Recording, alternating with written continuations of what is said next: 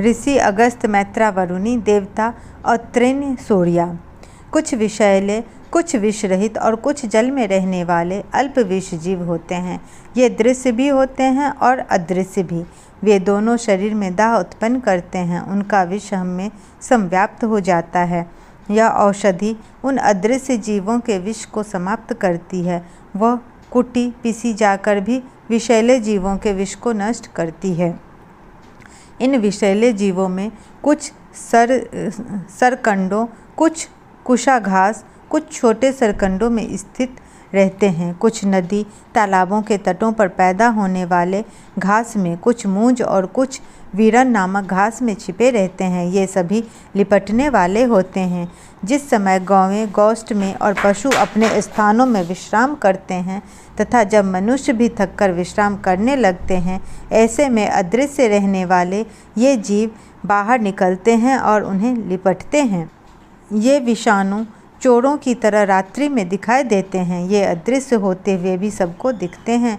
उनका प्रभाव दिखता है। हे मनुष्यों, इनसे सावधान रहो।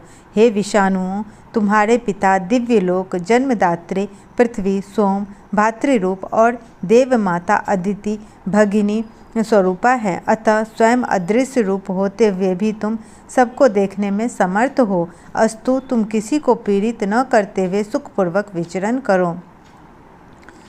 जो जंतु पीठ के सहारे सरकते हैं, जो पैरों के सहारे चलते हैं, जो सुई के समान छेदते हैं, जो महाविषैले हैं और जो दिखाई नहीं पड़ते, ये सभी विषैले जीव एक साथ हमें कष्ट न पहुँचाएं। सबके दर्शनीय, अदृश्य, दोष विकारों के नाशक सूर्यदेव पूर्व दिशा में उदय होते हैं। वे सभी अदृश्य प्राणियों और सभी प्रकार की कुटिल चाल धारण करने वाले राक्षसी तत्वों को दूर करते हुए प्रकट होते हैं। अनेक अदृश्य जंतुओं को विनष्ट करते हुए ये सर्वद्रष्टा सूर्यदेव ऊपर उठते हैं। इनके उदित होते ही सभी अनिष्टकारी जीव छिप जाते हैं। आज सब को जिस प्रकार पात्र में रखते हैं, उसी प्रकार हम सूर्य किरणों में विष को रखते हैं। इस विष से सूर्यदेव प्रभावित नहीं होते तथा हमारे लिए विष निवारक सिद्ध होते हैं।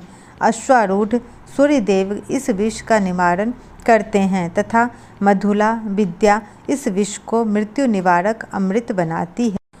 कंगीजली नामक चिड़िया ऐसे विष को खाए जिससे वो न मरे तथा हमारे विष का भी निवारण हो, और मधुला शक्ति इस विष के लिए मृत्यु निवारक सिद्ध हो। 21 प्रकार की ऐसी छोटी छोटी चिड़ियाएँ हैं जो विष के फलों को खा जाती है, प्रभावित नहीं